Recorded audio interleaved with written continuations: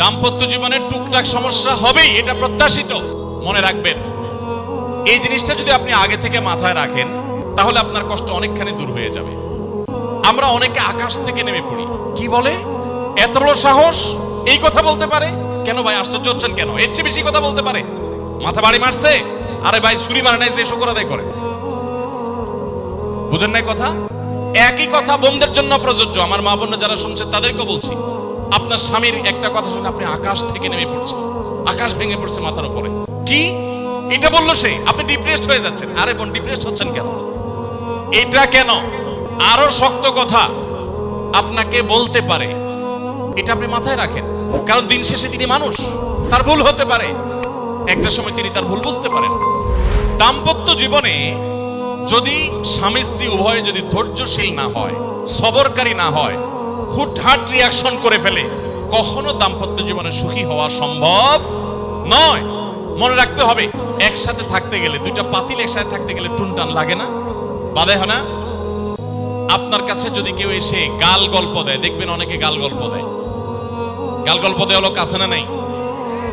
ভাই 30 বছর সংসার করেছি, জীবনে আমাদের একটা কথা হয়নি।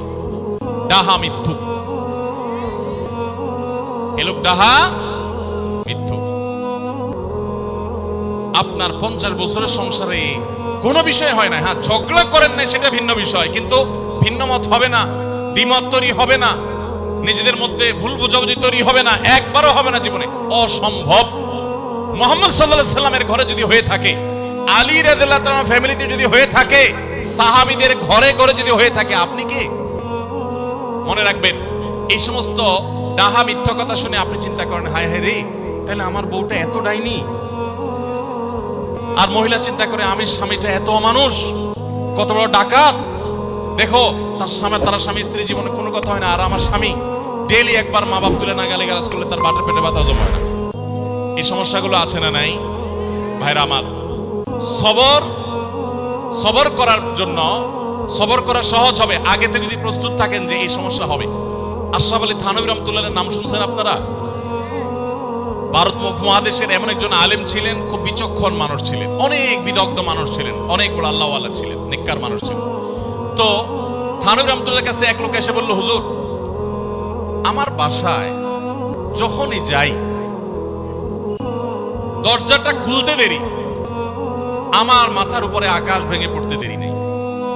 যেটাই করি, বাজার করে এনে তার হাতে দিলেও রাগ, রাখলেও রাগ, আমার সাথে সারাদিন শুধু ঘেউ ঘেউ করে। হুজুর, আর সহ্য করতে পারি না, আমারে কোনো দোয়া দুরুদ আমল শিখায় দেন যে আমার এই বাসার অত্যাচারটা যেন থামে। তো থানভী রাহমাতুল্লাহ বললেন যে, শোনো, তোমার একটা বুদ্ধি শিখাই দেই, দোয়া দুরুদ না। বুদ্ধি হলো, এখন থেকে বাসায় গিয়ে দরজা নক করবা, যে নক করার আগে 1 মিনিটের মোরাকাবা করবা। কি করবা? মোরাকাবা বুঝেন? ধ্যান, ধ্যান। এটা কল্পনার জগতে ডুবে যাবা 1 মিনিটের জন্য, জাস্ট 60 সেকেন্ড। কি ধ্যান করবা? দরজায় যায় থামবা, থেমে চোখ বন্ধ করে মাথাটা নিচু করে চিন্তা করবা, আমার ঘরের ভিতরে একটা কুকুর আছে। মানুষ দেখলে কি করবে? ঘেউ ঘেউ করবে। অতএব এটাতে আমার রাগ হওয়ার তো কিছু নাই, কুকুর কেন ঘেউ ঘেউ করছে এটা জিজ্ঞেস করার তার এক বোকামি। অতএব এটা আমি মাথায় কিছু নেব না, ইগনোর করব। কুকুর থাকলে কুকুর তো ঘেউ ঘেউ করবেই, এটা চিন্তা করে এরপরে বিসমিল্লাহ পড়ে নক করবা। তো এই বুদ্ধি অনুযায়ী পরের দিন আসছে বাসা, আগে 1 মিনিট মোরাকাবা করছে, এরপরে দরজা নক করছে। যথারীতি দরজা খোলার পরেই শুরু হয়ে গেছে যুদ্ধ, ইউক্রেন রাশিয়া, এখন ইসরায়েল ইরান। যুদ্ধ শুরু হয়ে যাওয়ার পর এই লোক অন্যান্য দিন সেও টুকটাক রিয়াকশন করে, হাতাহাতি, বকাবকি, দুই পক্ষ থেকে টুকটাক হামলা পাল্টা হামলা হতো। কিন্তু আজকে সেই লোকটা আর হামলা টামলা তার করা দূরের কথা, উল্টা সে মিটমিট করে হাসতেছে এবং একটা পর্যায়ে নিয়ন্ত্রণ করতে না পারে ফিক করে হাসিয়ে দিচ্ছে। এবার বউ চিন্তা করতেছে কাহিনী কি? কারণ যারা ঝগড়া করে তাদের সাথে পাল্টা ঝগড়া না করলে কিন্তু মেজাজ গরম হয়। ওই যে ভদ্রলোকের কথা বলছিলাম, বাজারের কথা বলছিলাম, যে বাজার করে মহিলাদের খুশি করা খুব কঠিন। আপনি গোশত কিনেন, মাছ কিনেন, যাই কিনেন, তারা খুব কমে সন্তুষ্ট থাকে বেশিরভাগ ক্ষেত্রে, সব মেয়েদের কথা বলছি না। কেন সন্তুষ্ট থাকে না? কারণ তারা আশা করে আরো কম দামে কিনবেন, আরো কম দামে কিনবেন। আপনি জিতে গেলে তারা খুশি, হেরে গেলে আপনারা বকাতে বেশি। তো এক সরকারি কর্মকর্তা, বড় কর্মকর্তা আমাকে বলতেছিলেন যে দেখেন, আমি সারা জীবন বাজার করি আর বইয়ের বকা শুনি। আমি চলে যাওয়ার পর আমার অফিসের একজন কেরানি আছে, তাকে দায়িত্ব দিয়েছি বাজার টাজার করার জন্য। এই লোক বাজার করার পর আমার বউ বিরাট খুশি, বলে যে তার নাম ধরে বলতেছে, অমুক বাজার করলে প্রতিদিন ঠিক মতো বাজার করে, দাম দস্ত ঠিকঠাক থাকে, মাপজোপ সব ঠিকঠাক থাকে, তোমার প্রতিদিন ধরায় দেয় দোকানদার, কমায় দেয়। 2 কেজির গোশত আমার কাছে মনে হয় 1.5 কেজি দিয়েছে, ওজন কম দিছে মনে হয়, নজরে ওঠে না। তো লোকটা বলে যে আমার খুব সন্দেহ হলো, একই দোকান থেকে আমিও আনি, সেও আনে, আর আমার তো ঠকানোর কথা না, পরিচিত দোকানদার। তাহলে মহিলা এই কথা বললো, তার ব্যাপারে কাহিনীটা কি? তারা ডেকে বলছে, বলো তো কাহিনী কি, সিক্রেটটা কি? তো লোকটা বলতেছে যে স্যার, সত্য বলতে কি, আমি গোশত 3 কেজি কিনলে ম্যাডামকে বলতাম 2 কেজি, 1000 টাকা কিনলে ম্যাডামরে বলতাম 500 টাকা। টাকা তো আপনি দিবেন, আপনার সাথে বোঝাপড়া হবে, কিন্তু আমি জানি বাসায় এটা বললে বউরা খুশি থাকে। তো এই জন্য আমি একটু কমায় কমায় বলি দাম, আর জিনিস কমায় কমায় বলি। তখন সে প্রতিদিন 2 কেজি মাংস যেটা দেখে আপনি আনেন, আজকে রেখে যে সে 1 কেজি মাংস ওই পরিমাণ, তখন সে তো খুশি হবেই স্যার। তখন ওই লোকটা বলতেছে, দেখেন, সে এইটা করে আমার গোটা সংসারে আগুন ধরায় দিস।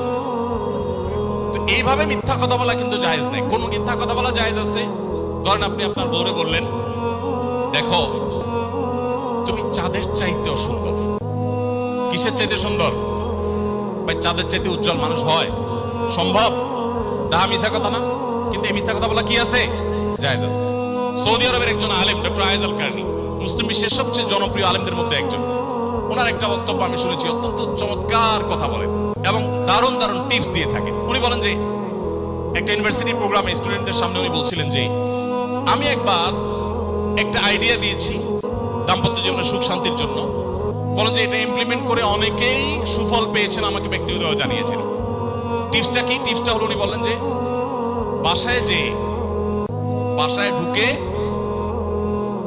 মাঝে মধ্যে, সবসময় করলে আবার মাইর ধরে খাবেন, যখন দেখবেন বউয়ের মুড টুট ভালো আছে, বাসায় ঢুকে আস্তে করে লাইটের সুইচটা অফ করে দিবেন। তখন বলবে, কি ব্যাপার, লাইট বন্ধ করলা কেন? তখন বলবেন যে দেখো, বাসায় আসলে তোমার চেহারার উজ্জ্বলতা থাকলে আর এই লাইটের দরকার হয় না। মহিলা ধরে ফেলবে যে আপনি পাম্পটি দিচ্ছেন, বাতাস দিচ্ছেন, কিন্তু পাম্প যাকে দেন সে যতই বুঝুক না কেন, কিছু না কিছু কাজ হয়, কিছু না কিছু। একেবারে শতভাগ যদি বুঝে কাউকে প্রশংসা করছেন, সে বুঝে, তারপরে সে একটু খুশি হয়, ভালো লাগে। তো উনি বললেন যে শরবত বানায় আনছে বয়ে, তখন বলবেন দেখো চিনি দিও না, চিনি দিও না। তারপর বউরে বলবেন যে আঙ্গুলটা একটু চুবাই দাও। কেন? কারণ তুমি আঙ্গুলটা চুবাই দিলে ওটা চিনি চাইতে বেশি মিষ্টি লাগে। এই যে কথাগুলো, এই কথাগুলো আসলে সত্য কথা না। তো এই টাইপের কথা স্বামী স্ত্রীর মধ্যে মিথ্যা হলেও সেটা কি আছে? জায়েজ আছে। ভাইরা আমার, এই জন্য দাম্পত্য জীবনে সুখ শান্তির জন্য একে অন্যকে ভালোবাসা, প্রশংসা করতে জানা, বিশেষ করে স্বীকৃতি দিতে জানা, ভালো গুণগুলোর কথা বলা, এটা হারিয়ে গেছে। অনেকে মনে করে যে না, ভালো গুণ বললে মাথায় উঠবে, এটা ভুল। মাথায় উঠবে সেটা ব্যালেন্স করার জন্য আপনাকে অন্য কাজ করতে হবে, কিন্তু তাহলে প্রশংসা করতে কার্পণ্য করা যাবে না, স্বীকৃতি দিতে হবে। 5 নম্বর হলো, দাম্পত্য জীবনের সুখ শান্তির জন্য একে অন্যের যে কনসার্নের জায়গাগুলো আছে, ইস্যুগুলো আছে, এগুলোকে মাথায় রেখে চলতে হয়। যেমন আপনি স্বামী হিসাবে বউয়ের বাপের বাড়ির মানুষদের বদনামি থাকলেও করবেন না। তারা কৃপণ, তারা অনেক সমস্যা আছে, এগুলো থাকলেও বউয়ের কাছে করবেন না। কারণ কোনো মেয়ের কাছে নিজের বাপ মা, নিজের ভাই বোনের কোনো দোষ শুনতে ভালো লাগে। আপনি তার কাছে বললে সমাধান হবে না, তো বরং অশান্তি বাড়বে। তাহলে কি লাভ? আপনি এগুলো ভেতরে ভিতরে রাখেন, সবকিছু বলতে যান না। এবং তাদের পারলে আরো প্রশংসা করে যে আমার শাশুড়ির রান্নাটা খুব ভালো, মাশাআল্লাহ, আমার শ্যালকের এই গুণটা খুবই ভালো, আমার শ্যালিকার ওই গুণটা ভালো। যত বেশি তার বাপের ভাই তারিফ করবেন, দেখবেন যে আপনার ঘর পুরাই শান্তি। ঠিক একইভাবে মা বোনরা যারা আছেন, তারা স্বামীদের দুর্বল পয়েন্টগুলোকে মাথায় রাখবেন। যে কথা বললে স্বামী স্ত্রী উভয়বার জানেন যে যেটা বললে তার মনে কষ্ট হয়, সেটা তাকে বলবেন না। অনেক মহিলা আছে বাহিরের রান্নার তারিফ শুনলে তার মাথা নষ্ট হয়ে যায়, আছে না নাই? যে ঘরে এসে বাহিরের রান্নার তারিফ শুনতে চাই না। তাহলে বাহিরের রান্না ভালো হইলেও ওইগুলোকে ভালো বলবেন না, চুপচাপ থাকবেন, মিথ্যা বলার দরকার নেই। তাহলে এই বিষয়গুলো মাথায় রেখে চলা যায়, কি বললে তার কষ্ট হয়, ইনশাআল্লাহ এতে দাম্পত্য জীবনে সুখ শান্তি হবে। কদিন আগে শুনছেন না পত্রিকা যে এক মহিলা স্বামীর ডিভোর্স দিছে, কেন? কারণ স্বামী ঝগড়া করে না। কদিন আগে পত্রিকা দেখছেন? এই মহিলা যখন দেখছে স্বামী হাইসা দিছে, সে এবার ঝগড়া করে থামায় বলতেছে, ঠান্ডা মাথা বলছে, কাহিনী কি বলো তো, তুমি হাসতেছো কেন? বল না না কিছু না কিছু। সে তো বলবে না। স্বামী মনে করছে হয়তো অন্য কোনো কাহিনী আছে, কোনোভাবে উদ্ধার করতে পারে নাই। পরের দিন আবার সেম কাহিনী, আবারও হেসে দিচ্ছে। মহিলা চিন্তা করছে ব্যাপার কি, বলে না আজকে তো তোমার একদিন কি আমার একদিন, বলতেই হবে তোমার। কেন তুমি হাসতেছো? আমার ঝগড়ার বিনিময়ে তুমি ঝগড়া না করে হাসতেছো, অপমান করতেছো। আমার ঝগড়ার কোনো দাম নাই, আমি কি কথা বলতেছি না, এগুলো কোনো মূল্য নাই। যখন যেতে যাচ্ছে এবার বলতেছে, শোনো তুমি যেহেতু জোরই করতেছো, তাইলে আমি বলি, আমি গেছি এক হুজুরের কাছে, হুজুর আমার এই বুদ্ধি শিখাই দিছে, আমি সেই বুদ্ধি অনুযায়ী চিন্তা করি। এখন আমি চোখের সামনে যখন চিন্তা করি যে কুকুর গেউ করতেছে, আমার হাসি আসে। বউ চিন্তা করে, কি বললা তুমি? তাহলে তুমি এই মনে করো আমারে? এবার থেকে বেচারি ঝগড়া করার আগেই তার থেমে যায়, চিন্তা করে হায় হায় আমি ঝগড়া করলে তো সে মনে মনে আমার ওইটা চিন্তা করবে। বুঝতে পারছেন? দাম্পত্য জীবনে একটু বুদ্ধিশুদ্ধি করে না চললে, শুধুমাত্র সোজা হয়ে দোয়া দরুদ পড়বেন আর সব সোজা হয়ে যাবে, শুরুর মধ্যে এত সোজা না। একটু বুদ্ধিশুদ্ধি খাটায় চলতে হয় এবং সবর করতে হয়। এই যে ভদ্রলোক যদি সবর না করতেন, তাহলে মারামারি কাটাকাটি করে কখনো সমাধান হয় না। স্বামী স্ত্রী উভয়কেই আমরা এই যে ঘটনা বলেছি, এই ঘটনার মাধ্যমে কাউকে ছোট করা উদ্দেশ্য না, জাস্ট বোঝানো উদ্দেশ্য। এটা বিপরীত দিক থেকেও হতে পারে যে আমরা সবর করতে হবে দাম্পত্য জীবনে। তাহলে আগে থেকে, যদি এই ঘটনা বলার উদ্দেশ্য হলো যে এই ভদ্রলোক আগে থেকে যখন অপেক্ষা করছেন যে হ্যাঁ অনাকাঙ্ক্ষিত কিছু হতেই পারে, তখন এটার জন্য প্রস্তুত থাকার কারণে আর তার ঝামেলা বাড়ে নাই, বরং কমছে। এখন আপনি যদি আগে থেকে প্রস্তুত থাকেন, দাম্পত্য জীবন টুকটাক সমস্যা হবেই। দুই ঘরে দুইজন মানুষ একসাথে হয়েছি, বহু কিছুতে গরমিল হবে। অতএব আমরা সবর করব, ধৈর্য ধারণ করব, ভালো দিনগুলো দেখব। প্রিয় নবী সাল্লাল্লাহু আলাইহি ওয়াসাল্লাম বলেছেন, তুমি তোমার স্ত্রীর কোনো কিছু দেখে যদি রাগান্বিত হও, সে আপনাকে গালিগালাজ করে কিন্তু চরিত্রহীন না। অনেকের স্বামীটা খুব ভদ্র কিন্তু চরিত্রহীন, ব্যবহার ভালো করে চরিত্রহীন, তাদের কষ্ট আপনার চাইতে কম না। অনেকের স্বামী খুব ভদ্র কিন্তু বেকার, 2 পয়সা কামাই করতে পারে না, সারাদিন ঘরে বসে বসে খায় আর শ্বশুরবাড়ি থেকে যৌতুক এনে আইনা খায়। নিশ্চয় আপনি তার চাইতে ভালো আছেন। মানুষ এভাবে যখন ভালো দিকগুলো চিন্তা করবে, তখন তার ভিতরে শকর আসবে। তাহলে দাম্পত্য জীবনে সুখ শান্তির জন্য তৃতীয় করণীয় হলো সবর এবং শকরের চর্চা করা। আল্লাহ আমাদের সবাইকে তৌফিক দান করুন। 4 নম্বর হলো স্বীকৃতি দিতে জানা। অনেক লোক আছে নিজেকে খুব শিয়ানা মনে করে, স্বামী হয়ে বউর তারিফ করতে রাজি না, বউ হয়ে স্বামীর তারিফ করতে। দাম্পত্য জীবনের সুখের জন্য একে অন্যের তারিফ করার কোনো বিকল্প নাই। প্রিয় নবী সাল্লাল্লাহু আলাইহি সাল্লাম তার স্ত্রীদের তারিফ করতেন, প্রশংসা করতেন। আয়েশা রাদিয়াল্লাহু তাআলা আনহাকে বলেছেন যে আয়েশা, তোমার অবস্থানটা হলো খাদ্যের মধ্যে সারিদ নামক একটা বিশেষ খাদ্য আছে, রুটি এবং গোশতের ঝোল মিছিয়ে আরবরা খায়। নবী সাল্লাল্লাহু আলাইহি সাল্লাম বলেছেন, সারিদ এই খাদ্যটা যেরকম খুব প্রিয় অন্য সব খাদ্যের চাইতে আমার কাছে, অন্য সব নারীদের চাইতে তুমি আমার কাছে সেরকম প্রিয়। আপনারা জানেন, স্বামী স্ত্রী একে অন্যের সাথে মিথ্যা কথা বলা, বউয়ের সাথে মিথ্যা কথা বলা, মিথ্যা কথা বলে সব ধরনের মিথ্যা কথা না, বামপট্টিমূলক মিথ্যা কথা বলা, প্রশংসামূলক মিথ্যা কথা বলা, এটা জায়েজ আছে। মিথ্যা কথা বলা কোথাও কিন্তু জায়েজ নাই। মিথ্যা কথা বলা ইসলামে জঘন্য অপরাধ। কিন্তু স্বামী স্ত্রী পরস্পরের সাথে প্রশংসামূলক, যেটাকে সহজ বাংলায় পামপট্টি বললাম, এই পামপট্টিমূলক বা প্রশংসামূলক মিথ্যা কথা বলা জায়েজ আছে। কিরকম? আবার এটা যায় এখন থেকে বাজার থেকে 500 টাকার কাপড় নিয়ে যায় বলেন 2000 টাকা দিয়ে কিনছি, এটা কিন্তু জায়েজ নাই। কেন জায়েজ নাই? কারণ কোনোভাবে যদি ওই 500 টাকার ট্যাগ মহিলা ধরে ফেলতে পারে, তাহলে মায়ের কিন্তু একটাও নিচে পড়বে না। বলবে মিথ্যুকের পুত মিথ্যুক, সারা জন্ম এই কাম করে আসছোস, তাইলে ওই রকম মিথ্যা কথা বলা যাবে না। আমার পরিচিত এক লোক আছে, সরকারি একজন কর্মকর্তা বড়, উনি বলেন যে মহিলাদেরকে বাজার করে খুশি করার মতো কঠিন কাজ আরেকটা খুব কম আছে। যারা সংসার করেন তারা জানেন। কারণ আমি একটা কথা প্রায় বলি, দুনিয়াতে বহু বুদ্ধিমান মানুষ আছে, বহু চালাক মানুষ আছে, কিন্তু একটাও চালাক বা বুদ্ধিমান স্বামী আছে বলে আমার মনে হয় না পৃথিবীতে। বুঝা ঠিক বলছেন? বহু চালাক বুদ্ধিমান মানুষ দুনিয়াতে আছে, কিন্তু কোন চালাক বা বুদ্ধিমান স্বামী দুনিয়াতে। তার মানে কি? প্রত্যেকটা বউয়ের কাছে তার স্বামীটা হলো আস্ত বেকুব। যত বড় শিক্ষিত হোক, যত বড় রাজনীতিবিদ হোক, যত বড় মাথাওয়ালা হোক, যত বড় শেয়ানা হোক, যত বড় ব্যবসায়ী হোক, বউয়ের কাছে বউগুলা সব বউরা মহিলারা মনে করে কি এটা বেকুব, ম্যাক্সিমাম ক্ষেত্রে। এটার ভিতরে আলাদা একটা আনন্দ আছে। বউয়ের কাছে বেশি শেয়ানা সাজার ভিতরে বেশি আনন্দ নাই, পরিবারের কাছে বেশি শেয়ানামি করতে হয় না, সেখানে বোকা সাজার ভিতরে একটা আনন্দ আছে। যাই হোক, তো অনেক সময় দেখা যেতে পারে কোনো কিছু দেখে আপনার সন্দেহ হয়েছে, তাহলে এটা পেটের ভিতরে রাখবেন না। আবার খারাপ ভাবে উপস্থাপন না করে সুন্দরভাবে উপস্থাপন করেন যে আমার কাছে এরকম মনে হয়েছে, তাতে সাময়িক ঝগড়া হোক, কিন্তু আপনি ক্লিয়ার হয়ে যাবেন এবং নিজেদের মধ্যে কোনো ঝামেলা থাকবে না। শয়তান বিশেষ করে ওয়াসওয়াসা, কুমন্ত্রণা, সন্দেহের রোগ দিয়া দাম্পত্য জীবনে সবচেয়ে বেশি অশান্তি তৈরি করে। এই জন্য সন্দেহকে কোনো স্থান দিবেন না।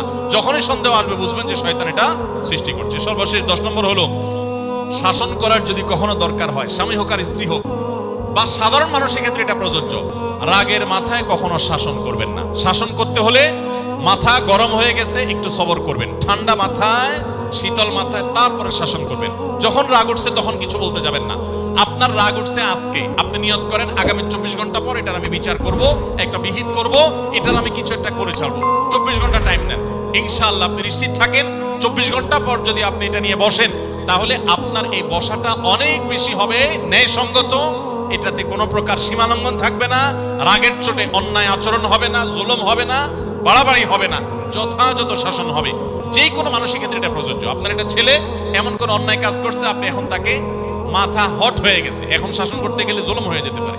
একটু সবর করেন, সময় নেন, দেখবেন রাগটা প্রশমিত হয়ে লেভেলে চলে আসছে। এরপর যদি শাসন করেন দেখবেন জুলুম হবে না। তো স্বামী স্ত্রী উভয়ের ক্ষেত্রে একই কথা প্রযোজ্য। ঝগড়া যখন করতে মন চায়, মেজাজ যখন গরম হয়, তখন না করে একটু পরে করেন। আমি সৌদি আরবে প্রবাসে যখন ছিলাম, আমি দেখেছি অনেক বাংলাদেশি ভাইয়েরা, তখন নেটের এত বেশি প্রচলন ছিল না, তারা মোবাইলে একটার পর একটা কার্ড রিচার্জ করতো 50 রিয়াল 100 রিয়াল দিয়া। কেন? শুধুমাত্র বউয়ের সাথে ঝগড়া করার জন্য। কিসের জন্য? কারণ কথা বলতেছে, মনে করেন কোন একটা বিষয় নিয়ে তুমুল বিশ্বযুদ্ধ বেঁধে গেছে দুজনের, এখন এই পাশ থেকে ওই পাশ থেকে কথা চালাচালি, ঝগড়াঝাটি চলতেছে, চিল্লানি চেঁচামেচি, হঠাৎ করে লাইন কেটে গেছে, ব্যালেন্স শেষ, দৌড় দিয়ে চলে গেছে দোকানে, এই তাড়াতাড়ি একটা কার্ড দেন ভাই, তাড়াতাড়ি রিচার্জ করতেছে। কেন? তাকে এখন কি করতে হবে? অসমাপ্ত ঝগড়ার সেকেন্ড ইনিংস শেষ করতে হবে। আবার কার্ড শেষ হয়ে যাচ্ছে, ইনিংস ঘোষণা হয়ে গেছে, আবার যায় সে কার্ড রিচার্জ করে থার্ড ইনিংসে ঝগড়া করছে। কত বড় বেকুব চিন্তা করে, কত বড় নির্বুদ্ধি। এই ঝগড়াটা স্বামী স্ত্রী যদি দুই জায়গায় থাকেন, ফোনে যদি ঝগড়া হয়, আমি বুদ্ধি দেই যে ফোনটা যখনই দেখলেন যে ঝগড়া শুরু হয়ে গেছে, তখন সাথে সাথে মোবাইলটা অফ করে ফেলেন। অফ করে 3 দিন মাত্র রাখেন, অন্য একটা নাম্বার বাটন ফোন দিয়ে আপাতত অফিসের কাজ কাম ছাড়েন, আর বউয়ের সাথে যোগাযোগের নাম্বারটা 3 দিনের জন্য বন্ধ রাখেন। 3 দিন পরে মোবাইলটা আস্তে করে ওপেন করেন। এবার নিয়তি করেন যে ঝগড়া এটাই হবে। পরে বলবেন, দেখো তোমার সাথে ঝগড়া এখানে এই পর্যন্ত থামতেছে, আমরা এখান থেকে আবার শুরু করবো ইনশাল্লাহ 3 দিন পর। 3 দিনের বিরতি দিচ্ছি, যুদ্ধবিরতি, যথারীতি 3 দিন পরে আমরা আবার শুরু করব। 3 দিন পরে যদি শুরু করেন, আমি তো দায়িত্ব নিয়ে বলতে পারি, লিখিত দিতে পারি আপনাকে, 3 দিনের পর যখন আবার নতুন করে শুরু করবেন, ইনশাআল্লাহ দেখবেন আগের ঝগড়ার যে দুইজনের একজনেরও আর কিছুই নেই। এখন বউরে যদি বলেন 3 দিন পরে ফোন দিয়ে বলেন, হ্যাঁ বলো তুমি জানি কি বলতেছিলা, দেখবেন যে আর কথা খুঁজে পায় না। আর আপনিও যদি বলেন যে হ্যাঁ আমি জানি কি বলতেছিলাম, দেখবেন এখন ঝগড়া করে জুত পাবেন না, গিয়ার একেবারে নরমালে চলে আসছে। এই জন্য ভাইরা, রাগ যখন হয় ওই টাইমটাতে ঝগড়াঝাটি করতে হয় না। তাহলে সেক্ষেত্রে দাম্পত্য জীবনে অশান্তি থেকে অনেকখানি বাঁচা যায়। যে ঠিক আছে আমরা ঝগড়া করবো, এই বিষয়ে আমরা এখন কথা বলবো না, কালকে কথা বলবো, একটু অপেক্ষা করেন, উভয়ের জন্য সেখানে কল্যাণ থাকবে। আল্লাহ তাআলা আমাদের সবাইকে এসব বিষয়গুলোকে দেখে মেনে চলার তৌফিক দান করুন। আমি আবারও বলছি এই 10টা পয়েন্ট। নাম্বার 1, দাম্পত্য জীবনের সুখ শান্তির জন্য আল্লাহ তাআলার কাছে অনবরত সূরা ফুরকানের 74 নম্বর আয়াতে যে দোয়াটা আছে, রব্বানা হাব লানা মিন আজওয়াজিনা ওয়া যুররিয়াতিনা কুররাতা আয়ুন ওয়াজআলনা লিল মুত্তাকিনা ইমামা, এই দোয়া এছাড়া সাধারণভাবে আল্লাহর কাছে দোয়া করতে থাকে, আল্লাহ জীবনে যেন সঙ্গী হিসেবে যাকে পাবো সে যেন আল্লাহভীরু হয়, মুত্তাকি হয়, ভালো মানুষ হয়। এরপরও যদি খারাপ মানুষ পড়ে যায়, তো মনে রাখবেন ফেরাউনকে আল্লাহ তাআলা আসিয়ার মতো নেককার মানুষ দিয়েছেন, আসিয়ার মতো নেককার মানুষের কাছে ফেরাউনের মতো অত্যাচারী স্বামী দিয়েছেন। আবার আল্লাহ তাআলা নূহ আলাইহিস সালামের মতো মানুষকে, লূত আলাইহিস সালামের মতো মানুষকে তাদের অবাধ্য এবং আল্লাহর প্রতি ঈমান আনে নাই এমন নারী, এমন স্ত্রী দিয়েছেন। অতএব পরীক্ষা হিসাবে নেবেন, কিন্তু দোয়া করতে থাকবেন। নাম্বার 1 হলো দোয়া করতে থাকা। 2 নম্বর হলো এর পাশাপাশি 6 নম্বর হলো সময় দেওয়া। আজকাল দাম্পত্য জীবনের সবচেয়ে বড় সমস্যা হলো, তরুণ বন্ধুরা ভালো করে শুনে রাখেন, বিয়ে যারা করবেন ভবিষ্যতে আরো ভালো করে শুনে রাখেন, এই মোবাইল ফোন আমাদের দাম্পত্য জীবনকে ধ্বংস করার অন্যতম কারণ। অতএব আল্লাহর ওয়াস্তে মোবাইলগুলোকে নিয়ন্ত্রণ করেন, মোবাইলগুলোকে নিয়ন্ত্রণ করেন। বাসায় ঢোকার আগে মোবাইলের গলা চিপে বন্ধ করেন, এরোপ্লেন মুড করেন। ফ্যামিলিকে একান্তে কিছু সময় দেন। সারাক্ষণ খাচ্ছেন মোবাইল টিপতে টিপতে, ওই যে কৌতুক আছে না, যে মোবাইল টিপতে টিপতে খাচ্ছে, খায়া ডাইল মনে করে পানি ঢেলে নিছে পাতে। খাওয়ার সময় এবার চিন্তা করতে বলতেছে যে কি দিয়ে রান্না করছো, লবণ দাও না ডাইলে, আসলে ঢেলে নিছে কি পানি। তো মোবাইল টিপতে টিপতে যদি মানুষ সংসারে স্বামী স্ত্রী একে অন্যের সাথে সময় কাটায়, তাহলে দাম্পত্য জীবনে অশান্তি নিশ্চিত। যত অশান্তি এবং যত ঝগড়া, যত ভুল বোঝাবুঝি আমাদের ফ্যামিলিগুলোতে হয়, এর অন্যতম প্রধান কারণ হলো এই মোবাইল এডিকশন, মোবাইল আসক্তি। স্বামী বলেন স্ত্রী বলেন উভয় একান্তে স্বামী স্ত্রী বাসা বাড়িতে অবস্থান যতদিন করবেন, ব্যবসা বাণিজ্য কাজ কাম আল্লাহর হস্তে, এগুলো সব জমা রেখে তারপর স্বামী স্ত্রী এক অন্যকে সময় দিবেন, ইনশাআল্লাহ দাম্পত্য জীবনে সুখ শান্তি আসবে। 7 নম্বর পয়েন্ট হলো, যেটা আমি একটু আগে বলে ফেলেছি, সেটা হলো অন্যের সুখের মিথ্যা গল্প শুনতে যাবেন না। অর্থাৎ আপনার কাছে কেউ যদি বলে দোস্ত বলিস না, তোর ভাবি তার রান্না, তার আচরণ, এই যে গল্পগুলো দিবে না, এগুলো শুনবেন না। সাথে সাথে বলবেন যে বেটা হয় চাপাবাজি করতেছে, আর না হলে শয়তান এগুলো আমাকে শোনাচ্ছে, আমাকে অশান্তি সৃষ্টি করবার জন্য।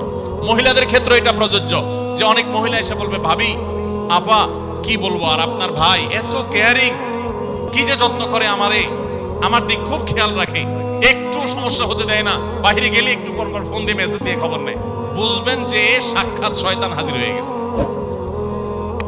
এই লোক হয়তো সৎ উদ্দেশ্যে বলছে, কিন্তু শয়তান তাকে দিয়ে বলাচ্ছে আপনাকে অশান্তিতে ফেলার জন্য। মনে রাখবেন, যারা নিজেদের তারিফ করে তারা হয়তো পজিটিভ মানুষ দেখে তারিফ করে, তাদের সংসারে এমন এমন অশান্তি হয় যেগুলো হয়তো আপনাদের হয় না, শুধুমাত্র শয়তান ওইগুলো আপনার সামনে হাজির করছে। খবরদার, ওইগুলো দেখে খুব সহজেই একে অন্যের প্রতি জাজমেন্ট করতে যাবেন না। তাহলে দাম্পত্য জীবনে সুখ শান্তির জন্য অন্যের সুখের মিথ্যা গল্প শুনতে যাবেন না। যদি সত্য গল্পও হয়, তবুও মনে রাখবেন যে হয়তো সে একটা দিক তুলে ধরছে, তাদের আরো চ্যাপ্টার আছে সেটা তারা তুলে ধরছে না, তাদের চাইতে আমরা আলহামদুলিল্লাহ কম সুখে নেই। নিজেদের পজিটিভ গুলো দেখার চেষ্টা করবেন। 8 নম্বর, ক্ষমা করতে শেখা। দেখুন, ক্ষমা করতে না পারলে দাম্পত্য জীবনে কেন, কোন জীবনে আপনি কখনো সুখী হতে পারবেন না। সবকিছুকে অনেক বড় করে দেখবেন না, অনেক কিছুকে ক্লোজ করবেন, ছোট করবেন। এবং মনে রাখবেন, আল্লাহ তাআলা ক্ষমাশীলকে ভালোবাসেন। কোরআনে আল্লাহ তাআলা একাধিক জায়গা বলেছেন, যারা ক্ষমা করে আল্লাহ তাদেরকে ভালোবাসেন। আপনি যদি বলেন যে কতবার ক্ষমা করব, যতবার আপনি আল্লাহর কাছে ক্ষমা আশা করেন, আপনি আপনার স্ত্রীকে, আপনি আপনার স্বামীকে, আপনার জীবন সঙ্গীকে, যে কোনো মানুষকে ততবার ক্ষমা করবেন। আপনি জীবনে একই পাপ কতবার করেন, আল্লাহ মাফ করবেন আশা করেন না? তাহলে আপনার আল্লাহর বান্দাকে কেন আপনি ক্ষমা করবেন না? বিধায় ক্ষমা করা এটা শিখতে হবে। কখনো কোনো ভুল হয়েছে বুঝতে পারলে পণ্ডিতি না করে সাথে সাথে ভুল স্বীকার করা জানতে হবে, যে হ্যাঁ এটা আমি ভুল করেছি। হ্যাঁ, এটা স্বীকার করলে সে একটু মাথায় উঠে যাবে, সে একটু লাই পেয়ে যাবে, পাক। কিন্তু এটা একটা ভালো গুণ, পরবর্তীতে এটাকে ব্যালেন্স করতে পারবেন অন্যভাবে। ভুল স্বীকার করবেন। মেয়েদের সাথে বিশেষ করে যখন ঝগড়াঝাটি হয়, কোনো কিছু হয়, মনে করেন ঝগড়া তুমুল আকারে চলে গেছে, এখন আপনার স্ত্রী আপনার মৃত্যুদণ্ড জারি করবেন, জাস্ট এটা বাকি আছে। এই টাইমটাতে আপনি যদি চান যে এই রাগের পারদকে পাতাল থেকে মুহূর্তের ভিতর, আমি আকাশ থেকে মুহূর্তের ভিতরে পাতালে নামায় আনবো, আগুনের সাথে সাথে পানি করব, একটা বুদ্ধি, একটা কাজ করবেন, সাথে সাথে পানি হয়ে যাবে। সেটা কি? এতক্ষণ যা তর্ক করছেন, এখন বলেন যে আসলে তুমি ঠিক বলছো, আমার তো ভুল, ব্যাস দেখবেন যে আগুন পানি হয়ে গেছে সাথে সাথে। তো ভুল স্বীকার করতে পারে, এটা শুধু স্বামীরা না, স্ত্রীদের ক্ষেত্রে একই কথা প্রযোজ্য। এটা অনেক বড় একটা গুণ, বিশেষ করে ক্ষমা করতে পারা। ক্ষমা করতে যারা পারে না, তাদেরকে আল্লাহ ভালোবাসেন না। আল্লাহ তাআলা বলেছেন যে আল্লাহ তাআলা ক্ষমাশীল মানুষদেরকে ভালোবাসেন। বিধায় আমরা ক্ষমা করতে শিখবো ইনশাআল্লাহ। 9 নম্বর হলো, শয়তান যে সমস্ত জায়গাতে ধোঁকা দেয়, এই জায়গাগুলোকে ক্লিয়ার রাখা। যেমন একটা পয়েন্ট বলি, স্বামী স্ত্রীর মধ্যে কিছু কিছু জিনিস প্রাইভেট থাকতে পারে। আপনার স্ত্রী আপনার শ্বশুর বাড়িতে ফোনে কথা বলেছে, কি বলেছে আম্মা তোমার সাথে কি বলেছে, তোমার আব্বা কি বলেছে, তোমার ভাই কি বলেছে, ব্যক্তিগত বিষয়গুলো খুব বেশি খোঁচাখুচি করে জানতে যাবেন না। এগুলো জানতে গেলে অশান্তি হবে। এবং জীবনসঙ্গী নির্বাচনের ক্ষেত্রে ধার্মিকতাকে সবকিছুর উপরে প্রাধান্য দিবেন। ধার্মিকতা থাকলে বাকি সবকিছুতে কম্প্রোমাইজ করবেন, এক্ষেত্রে কম্প্রোমাইজ করবেন না। অনেকে বলে, মেয়ে যদি বলে না ধার্মিক ছেলে ছাড়া আমি বিয়ে বসবো না, তো বাপ মা বা অন্য অনেকে বুঝায় যে না তুমি একটু কম্প্রোমাইজ করো, ছেলেকে পরে নামাজি বানাই নিও, ছেলের টাকা পয়সা আছে এটা ঠিক রাখো, নামাজি পরে বানাই নিও। সব সময় রেডিমেড পাইলে আপনি আর বানাতে যাবেন কেন? আগে দিনদারিতা দেখবেন। টাকা পয়সাওয়ালা বানাই নেওয়া যাবে, অন্য কিছু বানাই নেওয়া যাবে, কিন্তু দিনদারিতা সবকিছুর উপরে যেন থাকে। 3 নম্বর হলো সবর এবং শুকর। স্বামী স্ত্রী উভয়কে এটা যদি চূড়ান্তভাবে অবলম্বন না করে দাম্পত্য জীবনে শান্তি সম্ভব না। 4 নম্বর হলো একে অন্যের ভালো কাজগুলোর স্বীকৃতি দিতে জানতে হবে এবং প্রশংসা করতে জানতে হবে। এটা অনেক বড় একটা গুণ স্বামী স্ত্রীর, পরস্পরের প্রশংসা করতে পারা। এবং প্রশংসা করাটা একটা ভালো গুণ স্বামী স্ত্রীর। প্রশংসা করতে গিয়ে মিথ্যা বললে, বাড়িয়ে বললেও সেটা গুনাহ হবে না, স্বামী স্ত্রীর ক্ষেত্রে শুধুমাত্র এটা স্পেশাল। আর 5 নম্বর হলো স্বামী স্ত্রী পরস্পরের দুর্বল জায়গাগুলোতে আঘাত করা যাবে না। যে জিনিসটা কথা বললে তিনি মনে কষ্ট পান, ওইটা তাকে বলা যাবে না, ওইগুলো থেকে এড়িয়ে চলতে হবে। যে এই বিষয়ে তিনি কথা বলতে চান না, স্বামী তার মায়ের বিষয়ে কিন্তু বলে রাগ হয়ে যান, তাহলে বিষয়ে আমি কোনো কথা বলবো না। ভুল থাকলেও সেগুলো দেখেও না দেখার ভান করব, সবর করব। আর 6 নম্বর হলো স্বামী স্ত্রী একে অন্যকে সময় দিবেন। সময় যদি দেন, এখন মহিলারাও সময় দেয় না, পুরুষরাও সময় দেয় না, এই জন্যই ভুল বোঝাবুঝি তৈরি হয়, দূরত্ব তৈরি হয়। এখন ভালোবাসা আদান প্রদান করার জন্য SMS, হোয়াটসঅ্যাপ, মেসেঞ্জার, বিভিন্ন রকমের যোগাযোগের মাধ্যম আছে, ফোন আছে, ভিডিও কল আছে। এত মাধ্যম থাকা সত্ত্বেও ভালোবাসা কম। এর অন্যতম কারণ হলো যে সবকিছু এখন অনলাইন করে ফেলছি আমরা, একান্তে একে অন্যকে আমরা সময় দেই না। সময় দেওয়াটা হলো একটা বড় কাজ। 7 নম্বর হলো অন্যের সুখ শান্তিতে আছে, তাদের ঝগড়াঝাটি হয় না, তারা একে অন্যের প্রতি খুব কেয়ারি। এই সমস্ত গল্প শুনে, মিথ্যা গল্প কিংবা সত্য গল্প শুনে প্রতারিত হতে যাবেন না। মনে রাখবেন আপনি তার চাইতে অনেক দিক থেকে সুখে আছেন, সেটা হয়তো আপনার মাথায় আসছেন, আপনি খুঁজে বের করেন, নিশ্চয়ই অনেক সুখের পয়েন্ট আল্লাহ আপনাকে দিয়ে রেখেছেন। আর 8 নম্বর হলো একে অন্যকে ক্ষমা করতে জানতে হবে, কোনো কিছু ভুল হলে স্বীকার করতে জানতে হবে। 9 নম্বর হলো একে অন্যের প্রতি সংশয় করা, সন্দেহ করার রোগ থেকে বেঁচে থাকতে হবে। সন্দেহ করা খুবই খারাপ জিনিস এবং সন্দেহের সূত্র তৈরি হতে পারে, সে পথগুলো বন্ধ করে ফেলতে হবে। আর 10 নম্বর হলো যদি একে অন্যের কোনো ভুল সংশোধন করতেও হয়, রাগের মাথায় সেটা করা যাবে না, বরং ঠান্ডা মাথায় করতে হবে। ঠান্ডা মাথায় যখন একটু ফ্রেশ হবেন, নরমাল হবেন, তারপরে করতে হবে ইনশাআল্লাহ, তাহলে ব্যালেন্স হবে এবং জুলুম হবে না। আল্লাহ তাআলা আমাদের সবাইকে সুখী দাম্পত্য জীবন নসিব করুন, বলুন আমিন। আমাদের দাম্পত্য জীবনের সুখ শান্তির উপরে আমাদের জান্নাত অনেকখানি নির্ভর, আমাদের জাহান্নাম থেকে মুক্তি অনেকখানি নির্ভর। কারণ দিনদার জীবন সঙ্গী সঙ্গিনী না হলে, জীবন সঙ্গী সঙ্গিনী মুত্তাকি না হলে জান্নাতের পথের যাত্রাটা অনেক কঠিন হয়ে যায়। এজন্য পরস্পরের জন্য দোয়াও করতে থাকবো, চেষ্টাও করতে থাকবো। আল্লাহ তাআলা আমাদের সবাইকে সেই তৌফিক দান করুন। জাযাকুমুল্লাহ খাইরা ওয়া আখিরু দাওয়ানা আলহামদুলিল্লাহি রাব্বিল আলামিন।